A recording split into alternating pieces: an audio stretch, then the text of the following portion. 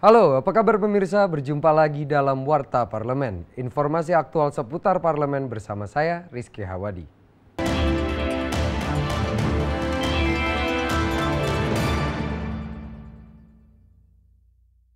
Pansus RUU Penyelenggaraan Pemilu DPR RI bersama pemerintah sepakat untuk membawa 5 paket opsi isu krusial ke rapat paripurna DPR RI pada 20 Juli mendatang.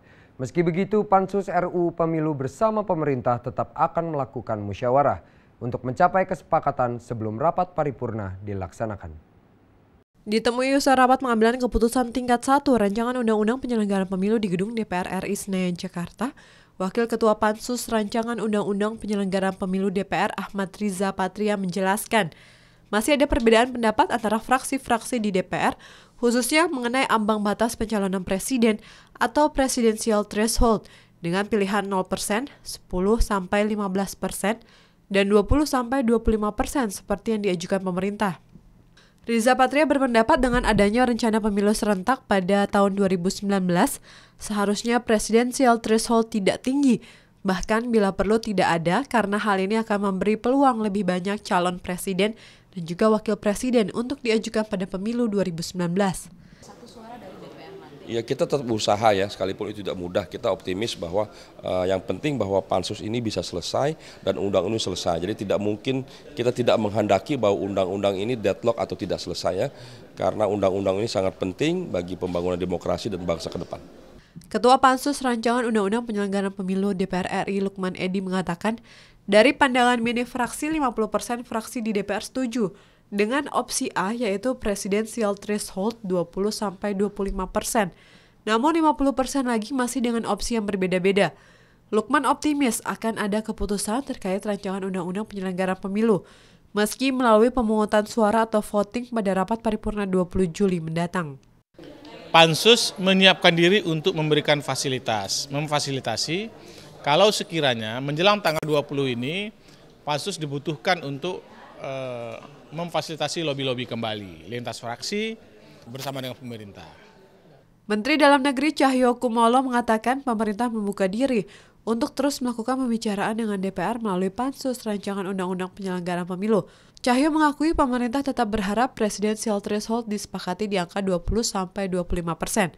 Secara musyawarah, pemerintah di dalam lobi terakhir tadi dengan seluruh anggota dan pimpinan Pansus masih berharap pada pengambilan keputusan di tingkat paripurna, mudah-mudahan masih bisa dimusyawarahkan. Nuki dan Rifki, TVR Parlemen melaporkan. Panitia khusus tentang hak angket KPK DPR RI menilai upaya pemberantasan tindak korupsi tidak bisa hanya mengandalkan Komisi Pemberantasan Korupsi atau KPK semata.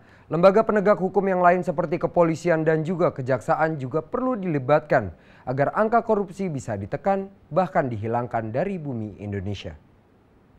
Pansus Hak Angket KPK berkunjung ke Kejaksaan Agung untuk mendalami sejumlah prosedur dan proses hukum ketika penuntutan dilaksanakan oleh aparat penegak hukum. Wakil Ketua DPR RI Fahri Hamzah mengatakan Kejaksaan merupakan salah satu bagian lembaga yang turut serta menangani tindak pidana korupsi. Fahri Hamzah menjelaskan Pansus Hak Angket KPK akan terus melakukan koordinasi kepada Kejaksaan Agung untuk mengungkap kasus-kasus tindak pidana korupsi yang akan diungkap oleh Pansus KPK saat ini. Tidak ada kejahatan yang kita bisa hadapi sendiri. Tidak oleh Jaksa Agung, tidak oleh kepolisian, tidak oleh KPK. Kalau satu kejahatan telah dianggap sebagai kejahatan, maka seluruh energi kita upayakan untuk membangun kerjasama agar kejahatan itu kecil di depan kita. Kapasitas kita lebih besar dari kejahatan yang ada. Kalau kita tidak kompak, nanti kejahatannya itu kelihatan kayak berwibawa sekali dan kita menjadi kelihatan kecil. Ini tidak boleh terjadi ke depan. Anggota Pansus KPK DPR Masinton Pasaribu mengatakan agar penegakan hukum dalam pemberantasan korupsi dapat berjalan dengan efektif, maka perlu adanya koordinasi antar lembaga, antara lain dengan Kejaksaan Agung yang juga merupakan bagian dari lembaga untuk mengungkap tindak pidana korupsi. Ya nanti akan saling bersinergi, hal-hal yang perlu kami tanyakan kepada Kejaksaan Agung juga akan mensupport panitia angket nanti dalam melaksanakan tugasnya. Jadi ini sinergi antar lembaga, antar mitra kerja, dan hubungan selama ini sangat cukup baik. DPR melalui Komisi 3 DPR RI bersama dengan Kejaksaan Agung sebagai mitra kerja dari Komisi 3 DPR RI. Widi dan Rifki, TVR Parlemen melaporkan. Untuk membentuk generasi muda yang cerdas dan tangguh dalam menghadapi era global, pimpinan DPR RI mendorong pemerintah untuk meningkatkan kualitas dan profesionalisme para tenaga pendidik.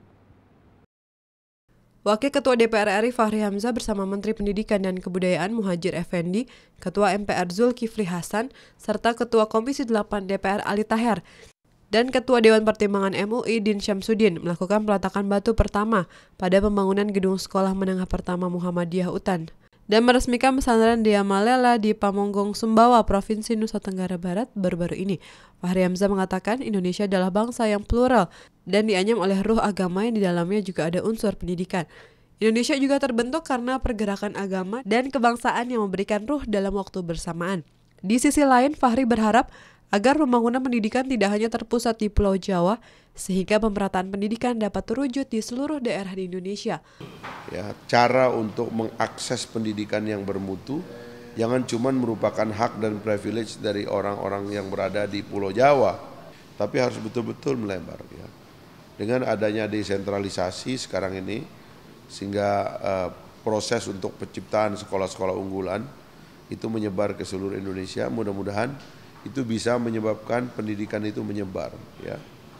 Pemanusiaan itu menyebar, ya. Pendidikan peradaban, pendidikan civic, ya, pendidikan kewarganegaraan, dan juga tentunya yang paling penting adalah pendidikan agama yang berkualitas, itu juga bisa menyebar ke seluruh Indonesia. Fahri mendorong pemerintah untuk meningkatkan mutu pendidikan dengan meningkatkan kualitas dan profesionalisme tenaga pendidik sejalan dengan pesatnya perkembangan teknologi informasi. Pemerintah juga perlu meningkatkan kesejahteraan para tenaga pendidik, khususnya para guru agama, agar tercipta generasi muda yang cerdas dan berakhlak tinggi serta tangguh dalam menghadapi era global. Kita harus berani membayar guru lebih daripada kita membayar profesi-profesi lain, ya. Harus ada keberanian itu. Dari Sumbawa, Nusa Tenggara Barat, Rahim Nugraha, TVR Parlemen melaporkan. Demikian Warta Parlemen kali ini, sampai jumpa pada Warta Parlemen berikutnya. Terima kasih atas perhatian Anda. Wassalam.